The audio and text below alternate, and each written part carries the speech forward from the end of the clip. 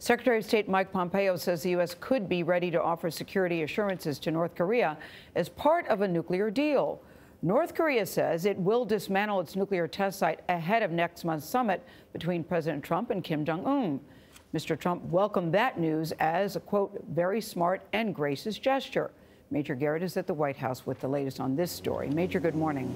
Good morning. Administration officials fanned out yesterday to describe a new future for North Korea, one where the nation emerges from decades of isolation, gains economically from interaction with the United States and possibly the outside Western world. But these administration officials emphasize there will be a cost that will come with that transformation, and they hope, they said, North Korean dictator Kim Jong-un is willing to pay it. If we get denuclearization, of course, there'll be sanctions relief. Secretary of State Mike Pompeo told Face the Nation that if North Korea is committed to destroying its nuclear arsenal, we can create conditions for real economic prosperity for the North Korean people. Punishing economic sanctions would be lifted and private American investment could flow into the country. You've talked about making it worth North Korea's while financially. What Chairman Kim will get from America is our finest. Our entrepreneurs, our risk takers, our capital providers. Ahead of the president's summit with Kim Jong-un next month in Singapore, North Korea announced Saturday that it will dismantle its nuclear test site in about 10 days, destroying its tunnels and removing its observation and research facilities. Nobody believes that this is easy to do. National Security Advisor John Bolton took a harder line than Pompeo and said the North still has a lot to do before sanctions are lifted. They're going to have to reveal all of their locations. They're going to have to allow open inspection. Bolton said the dismantled nuclear weapons would be flown to a nuclear facility in Oak Ridge, Tennessee, where they would be destroyed.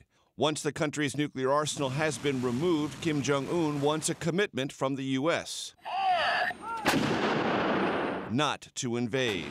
More than 28,000 American troops are stationed in South Korea. Pompeo said that was under consideration. We will have to provide security assurances to be sure. One other bit of news, the 3 detainees held in North Korea who returned to the United States last week were released yesterday from the hospital here in Washington and reunited from their families. I can also authoritatively report the North Lawn is well mowed and in great shape. As it's behind you, they do that early in the morning. Let me ask you about another big thing that happened at the White House. The president essentially doing a U-turn over this Chinese company, ZTE. Why is the president in a tweet talking about saving Chinese jobs rather than addressing some longstanding concerns from the U.S. intelligence community about this Chinese company?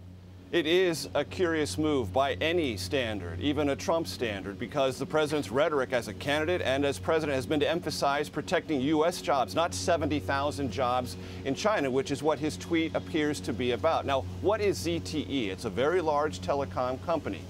Well, the Commerce Department and Justice Department recently sanctioned that company, ZTE, because it violated U.S. sanctions by trading with North Korea and Iran and then lying about it. The Commerce and Justice Department said U.S. companies could not sell component parts to ZTE, threatening its economic future. Also, to your point, Norah, national security experts in the United States have cautioned American consumers not to purchase phones from ZTE out of national security concerns. Now, the president's tweet essentially ordered the Commerce Department to review these sanctions, even though there's no legal remedy to do so. And the Commerce Department said it will take a look at it. The White House this morning is trying to clarify all this, saying only that the president's tweet suggested that Commerce Secretary Wilbur Ross exercise his independent judgment and reach a conclusion based on the facts and applicable law. Norah?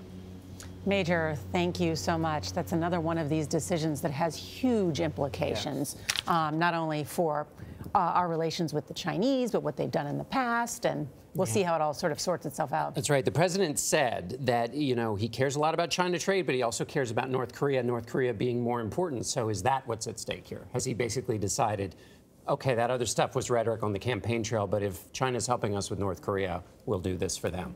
We'll see.